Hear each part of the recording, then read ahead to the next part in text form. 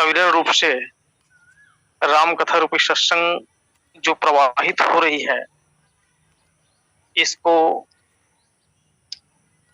समुचित रूप से दिशा प्रदान करने वाले पटेल जी एवं समस्त ज्ञान के पिपासु, ज्ञान के खान समस्त आदरणीय गुरुजनों को मेरा तहे हृदय से हृदय राम सिन्हा जी की ओर से प्रणाम स्वीकार हो। आज की कथा चर्चा उत्तरकांड, जिसे हम ज्ञान भक्ति का निरूपण भी कहते हैं। ऐसे तो ज्ञान और भक्ति की चर्चा अन्य जो 6 कांड है उसमें भी काफी कुछ हुआ है। फिर भी वास्तव में एक निचोड़ कहा जाए, जिंदगी में विभिन्न प्रश्नों का जो उत्तर वास्तव में उत्तरकांड में ही मिलता है। इसी बात को कागभूषण जी गरुड़ जी को ज्ञान और भक्ति के संदर्भ में कुछ बातें दोनों के बीच चर्चा हो रही, क्योंकि यहाँ पे गरुड़ जी भी कम नहीं है। इसीलिए तो गोसाई जी महाराज ने लिखा दोहा के तहत, और हूँ ज्ञान भगति कर भेद सुनहु सुप्रवीण, जो मुनि होई राम पद प्रीति सदा अविछीन। महात्मा गरुड़ जी, कागभूषण जी गरुड़ जी से कहते हैं कि सुचतुर गरुड़ जी ज्ञान और भक्ति का भी भेद सुना रहे हैं। इसे सुनने से श्री राम के चरणों में रत होता है, प्रेम बढ़ता है, और जो जीव ज्ञान और भक्ति को समझ जाते हैं उसे के जिंदगी में कभी मोह का आगमन नहीं होता। इसी के तहत इसके नीचे की चौपाई पर चर्चा शेयर करने का प्रयास, सिर्फ प्रयास, और मैं तो यही कहूंगा, मेरा मुझ में कुछ नहीं, जो कुछ है वो तोर, तेरा तुझको सौंपता क्या लागे है मोर। मैंने जो आप लोगों से ही सुना है उसी बात को कहने का एक प्रयास मात्र है। जहां गोसाई जी महाराज सुंदर चौपाई के माध्यम से कहते हैं, सुनहु तात यह अकथक कहानी, समुझत बनहि न जाई बखानी। ईश्वर अंश जीव अविनाशी, चेतन अमल सहज सुख राशि।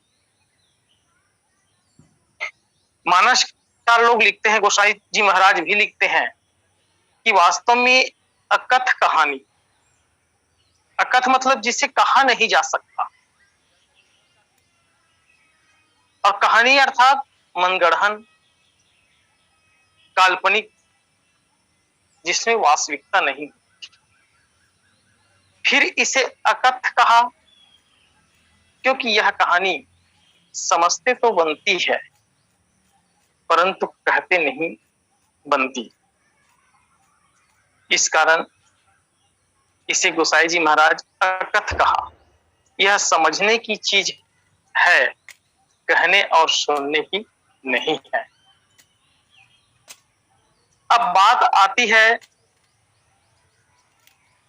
नीचे की बात, ईश्वर अंश जीव अविनाशी। जीव अविनाशी है। अविनाशी मतलब सत्य, सत्य, सत्य का ही नाश नहीं होता ना, क्योंकि सत्य ही अविनाशी है, वो आजन्मा है। इसलिए जीव को अविनाशी कहा गया। इसे अविनाशी कहते ही यह आजन्म सिद्ध हो जाता है।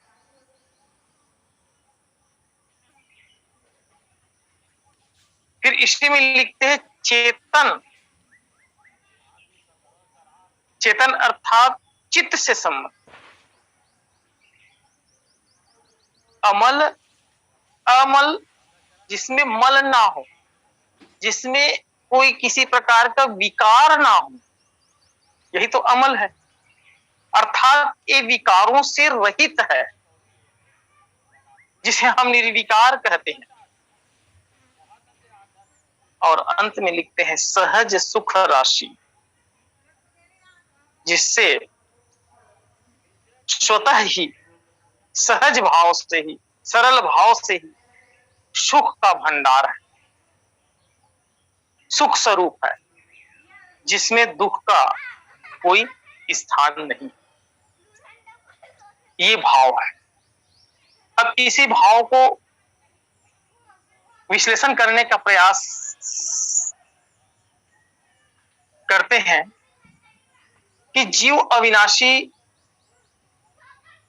ने अर्थात सत और चेतन से चित और सहज सुख राशि से आनंद स्वरूप। अर्थात इसको यदि एक साथ जोड़ दिया जाए तो जीव सत है, चित है और आनंद स्वरूप है। इसका एक ही अर्थ हुआ, एक साथ जोड़ दिया जाए तो सच्चिदानंद। हम भगवान राम को कहते हैं सच्चिदानंद।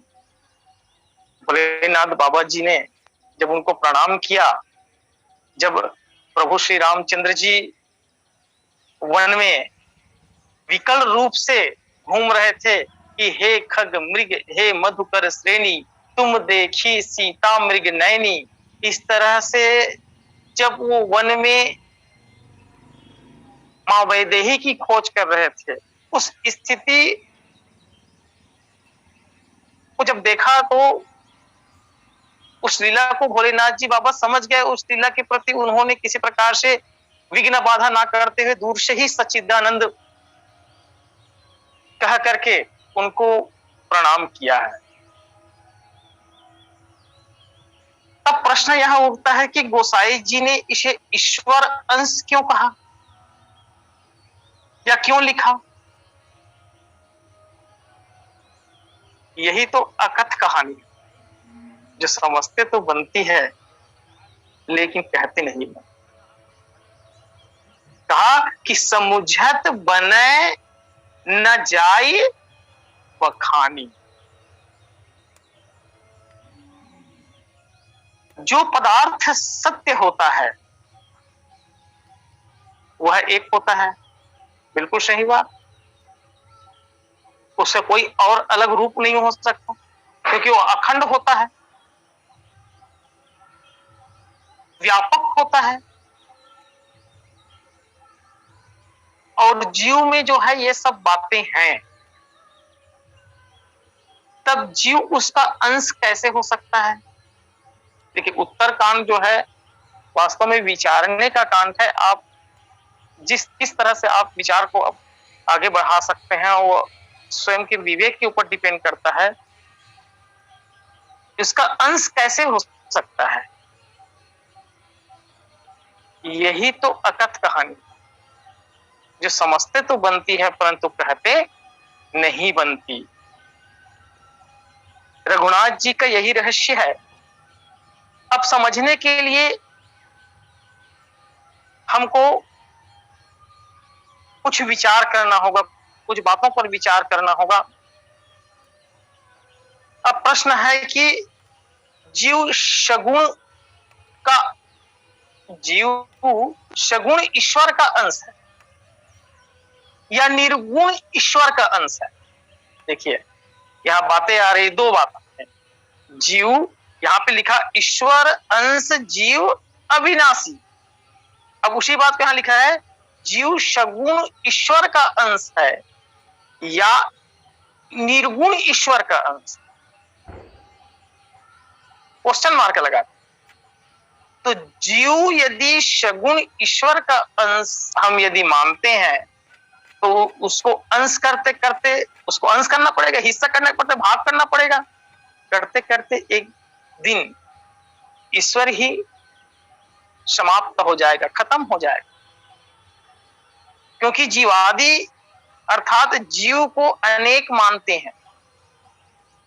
जीव अनेक एक श्रीकंता, जीव अनेक एक श्रीकंता। अतः जीव सगुण ईश्वर का अंश सिद्ध नहीं होता।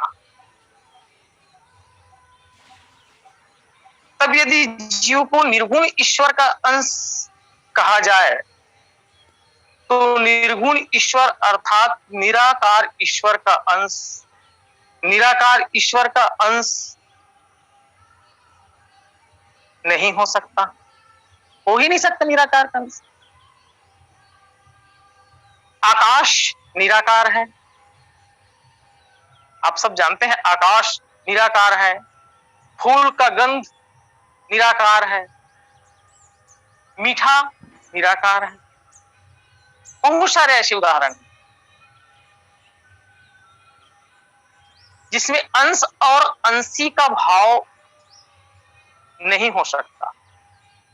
इस तरह जीव निराकार ईश्वर का भी अंश सिद्ध नहीं होता। तब गोसाई जी अंश क्यों लिखा? फिर प्रश्न वही आता है वापस। यही तो रघुनाथ जी का रहस्य है, जिस कारण से उन्होंने अकथ कहानी कहा, जो समझते तो बनती है पर कहते नहीं बनती। जीव छोटा बड़ा भी सिद्ध नहीं होता। इस विषय पर एक बात को और समझने का प्रयास करते हैं मित्रों। इस पर चर्चा काफी कुछ बहुत सारे संतों ने किया भी है और 8:30 बजे वाले जो लिंक आता है उसमें भी इस पर चर्चा काफी कुछ मैंने सुना है। इसे गोसाई जी महाराज लिखते हैं, निर्गुण रूप सुलभ अति सगुण न जाने कोय और सुगम असम नान चरित सुनि मुनि मन भ्रम होय। निर्गुण रूप सबको नित्य सुलभ है, यह सबको जल्दी समझ में आ जाता है। क्योंकि निर्गुण रूप व्यापक आत्मा सर्व में व्याप्त है, सभी जगह व्याप्त है। कहते हैं ना, कबीरा कुआं एक है पनिहारिन है एक, घड़े है तो न्यारे न्यारे पर सब में पानी एक। कबीरदास जी कहते और निर्गुण भक्ति शाखा की कवि है। ये सर्वव्यापक है, ओतप्रोत है। यही व्यापक आत्मा स्वयं जो जानने वाला है और वह स्वयं ही जो नित्य मैं हूं। आपने एक पढ़े होंगे सियो अहम, वही मैं हूं बोल रहा है। तो इसका अनुभव तो सब नित्य कर सकते हैं और कर रहे हैं। इसलिए निर्गुण रूप सबको सदा सुलभ है, परंतु सगुण को समझ लेना बड़ा कठिन है। यहीं पे बात गाड़ी जो है आकर के अटकती है, क्योंकि निर्गुण को तो आसानी से व्यक्ति समझ जाता है, लेकिन जैसे ही सगुण में आता है जीव, सगुण को समझना जो है बड़ा कठिन होता है। क्योंकि सगुण रूप में नाना चरित्र होते हैं। जितने भी हम चरित्र पढ़ रहे हैं, जितने भी राम कथा में विभिन्न पात्र हम पढ़ रहे हैं, इसी का तो परिणाम है।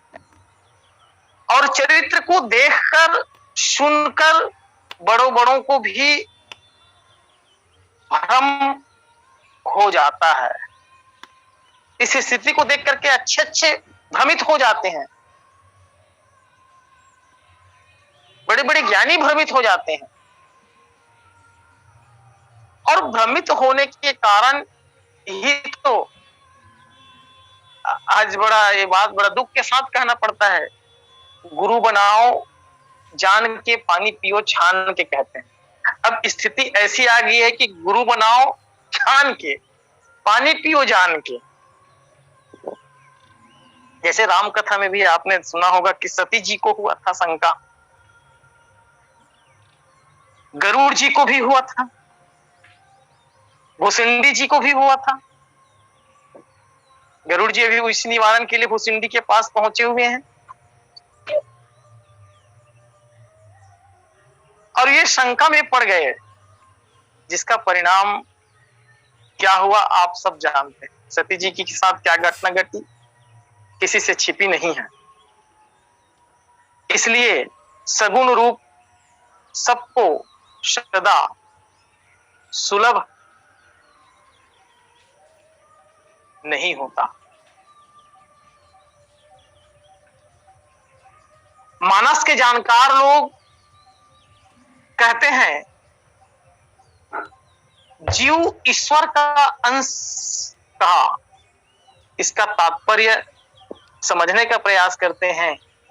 जीव ईश्वर का अंश है, वह अविनाशी है, उसका कभी नाश नहीं होता, वह चेतन है, चैतन्य है।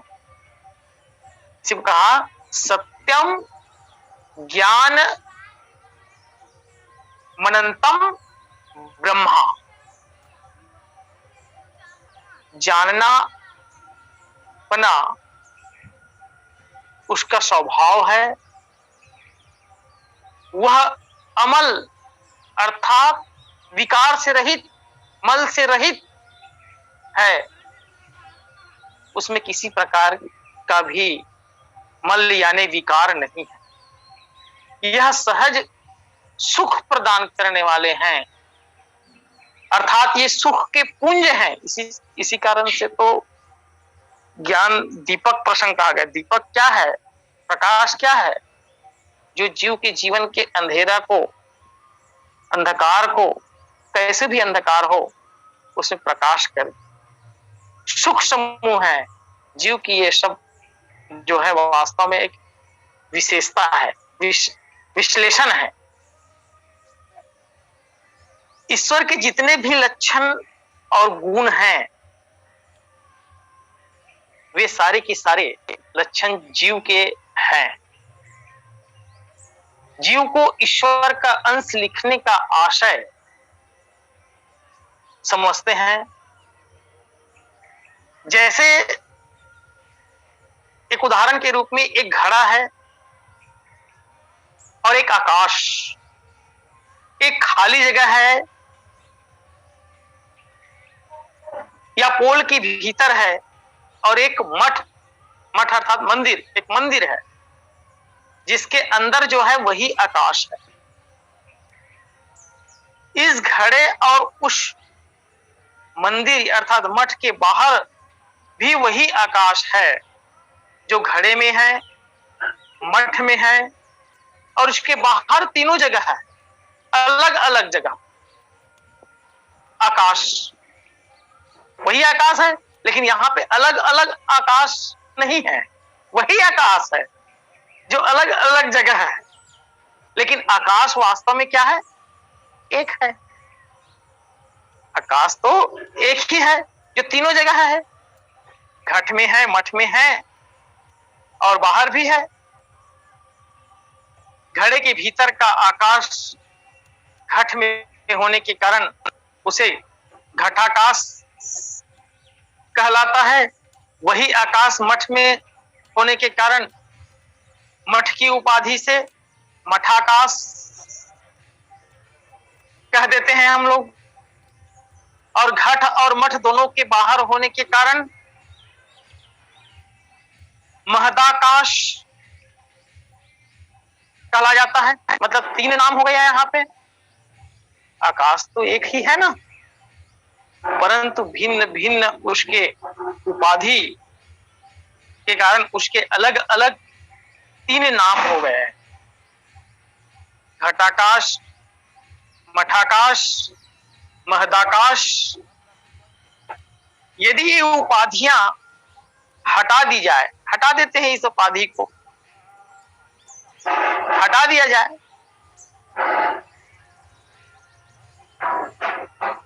घड़ा को हटा दिया जाए, फोड़ दिया जाए, मठ को तोड़ दिया जाए, तो वास्तव में क्या बचेगा लास्ट में? वही पहले भी तो वह एक ही आकाश है जो अखंड रूप से तीनों में ओतप्रोत रहा। आकाश मठ में, बाहर में, घड़ा के भीतर, ऊपर नीचे, आजू बाजू, मतलब चारों ओर समस्त दिशाओं में फैला हुआ है ये आकाश, लबालब पूर्ण रूप से, इसमें कोई शक नहीं है। ठीक इसी तरह से पर ब्रह्म परमात्मा की बात, जिसे हम परमात्मा कहते हैं, जिसे हम, जो आत्मा से ऊपर, आत्मा तो हाँ सब आप हम सब जानते हैं, वही आत्मा से परमात्मा बना, जिसे हम पर ब्रह्म परमात्मा कहते हैं, जो अखंड है, अनंत है, अपार है, अविकारी है, पूर्ण रूप से सभी जगह ओतप्रोत है। इसी कारण एक आकाश को हम भिन्न भिन्न नाम से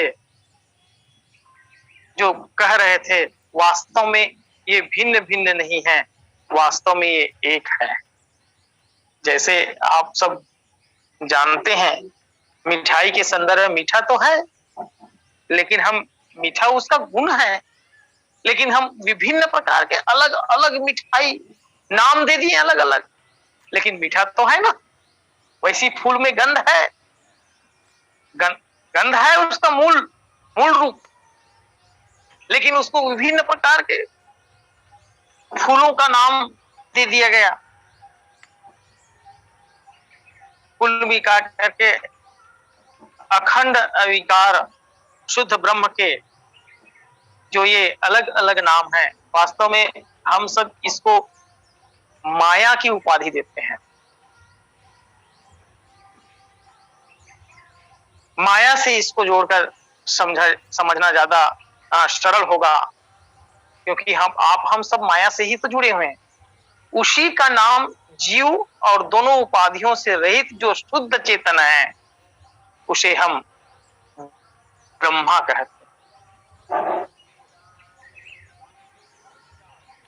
जैसे हम आप में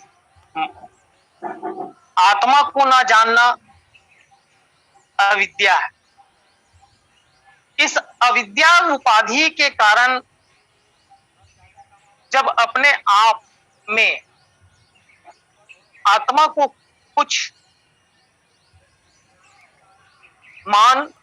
यह भी आत्मा को कुछ मानना है ना, मान लेना, यह भी माया इस उपाधि से, ईश्वर इन दोनों उपाधियों से रहित है, जिसे हम क्या कहते हैं?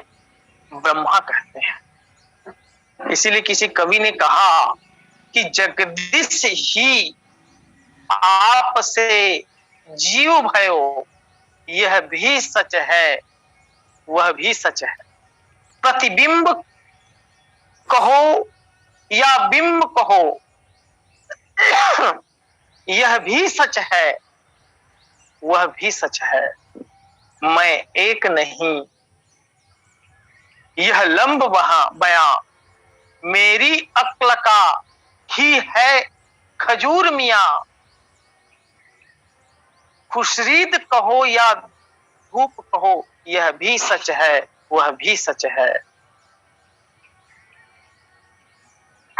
दो में एक हो, दो में एक निर्भय कर लो, अन्वय व्यतिरेक अद्वैत कहो या द्वैत कहो, यह भी सच है, वह भी सच है।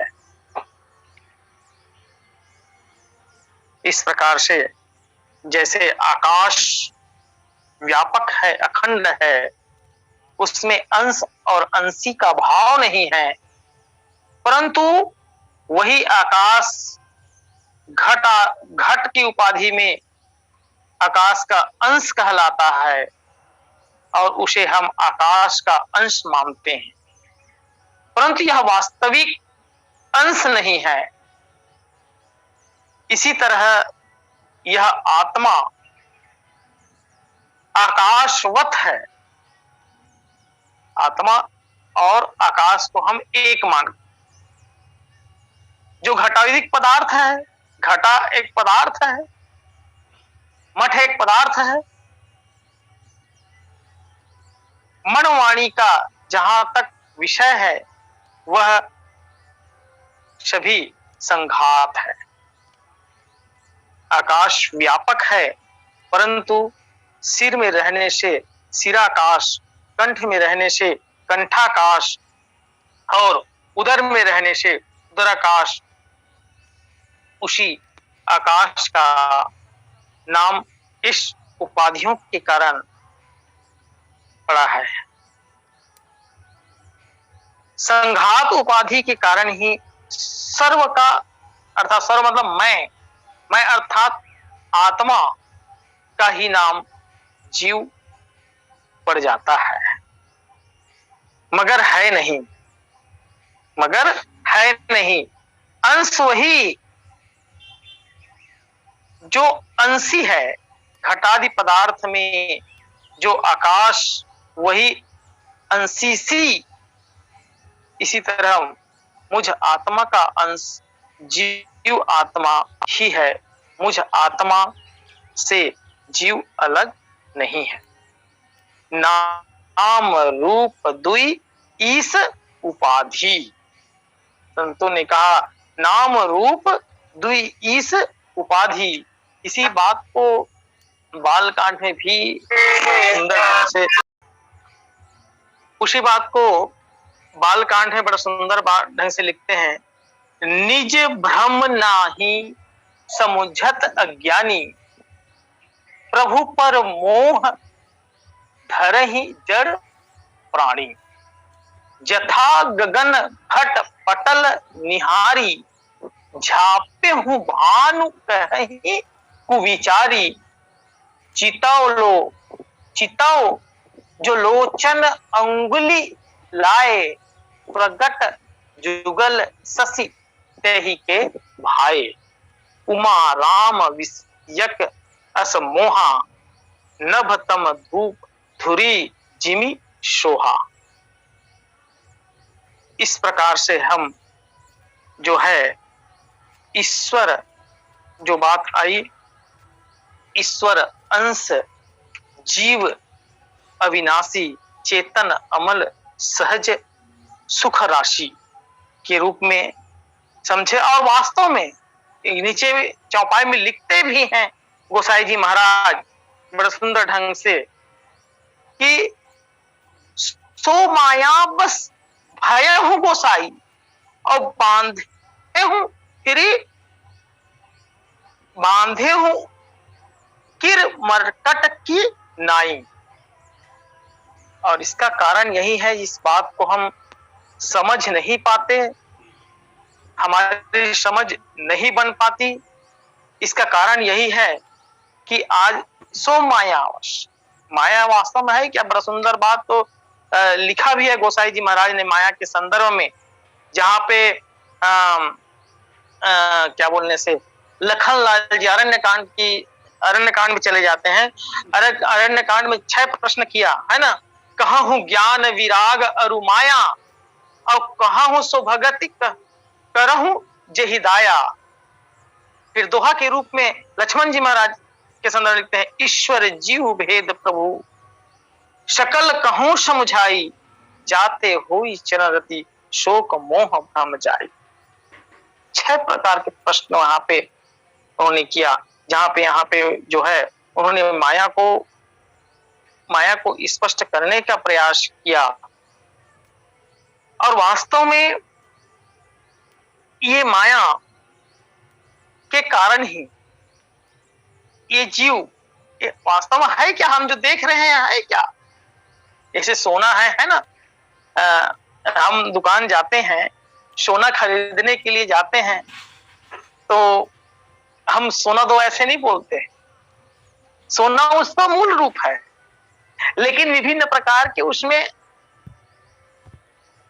कोई हम क्या बोलने से छल्ला बोल देते हैं, छल्ला बोल देते हैं, करधनी बोल देते हैं, है ना, कुंडल बोल देते हैं, कान का, नाक का, अलग अलग नाम, लेकिन वास्तव में क्या है, उसका मूल क्या है, सोना है।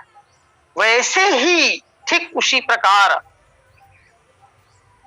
प्रकार जो है ये परमात्मा है, ईश्वर है, जिस इसी ईश्वर को जो हम विभिन्न अलग अलग नामों से जानते हैं, अलग अलग नामों से पहचानते हैं, ये वास्तव में धर्म की चर्चा होती है तो इस बात को रखना बहुत अति आवश्यक हो जाता है। धर्म धार्यते धर्म, जिसे धारण किया जा सके वही धर्म है, सभी कहते हैं संत लोग। लेकिन यहाँ पे एक बात आती है, व्यक्ति जो है धर्म की परिभाषा आज बिल्कुल अलग तरह से ले रहे हैं। हिंदू, मुस्लिम, सिख, ईसाई इस तरह से इनको धर्म मान के चल रहा है। जातियों में धर्म, वास्तव में ये धर्म नहीं, धर्म तो सत्य ही तो धर्म है। रामचरितमानस के आधार पर लिया जाए तो सत्य ही धर्म है, और सत्य ही परमात्मा है, और सत्य ही ब्रह्मा है। और इन वास्तविकताओं को जो जीव समझ जाता है उसके जीवन में मोह नहीं आता, शंका या संशय नहीं आता। ऐसा जो है क्या बोलने से कागभस्म जी महाराज गरुड़ जी को कह रहे हैं। आज अक्षय तृतीया है और थोड़ा सा समय लूं, वास्तव में आप सबको एक बार पुनः मैं अक्षय तृतीया की हार्दिक बधाई दूं, क्योंकि कहा जाता है ब्रह्मा जी के पुत्र अक्षय कुमार का अवतरण आज ही के दिन हुआ था, मां अन्नपूर्णा जी का जन्म भी आज ही के दिन हुआ था, महर्षि परशुराम जी का जन्म भी आज ही के दिन हुआ था, कुबेर जी को खजाना आज ही मिला था, माँ गंगा का धरती में अवतरण आज ही हुआ था, सूर्य भगवान ने पांडव को अक्षय पात्र आज ही के दिन दिए थे, और महाभारत युद्ध का समाप्त जो है आज ही के दिन हुआ था। वेद व्यास जी ने महाकाव्य महाभारत की रचना का श्री गणेश आज ही के दिन किए थे। बहुत सारे कारण हैं, इन कारणों से अक्षय तृतीया मनाया जाता है। मुझे अवसर दिए, समय तो पर्याप्त है, फिर भी मति अनुसार जो मेरे से बन पाया, क्योंकि मैं पहली बार आप जैसे संतों के बीच में बोलने की गुस्ताखी किया, इसलिए अपनी वाणी को यहीं पे विराम प्रदान करते हैं। आगे मैं पटेल जी को मंच माइक प्रदान करता हूँ। मुझे स्थान देने के लिए बहुत बहुत धन्यवाद सर।